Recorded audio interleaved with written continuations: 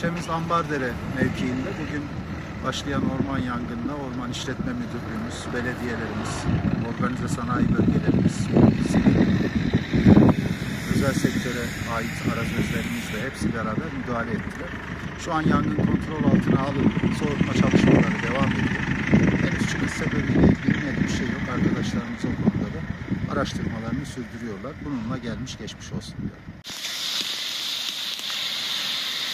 Orman içine doğru girdik. Bekle de.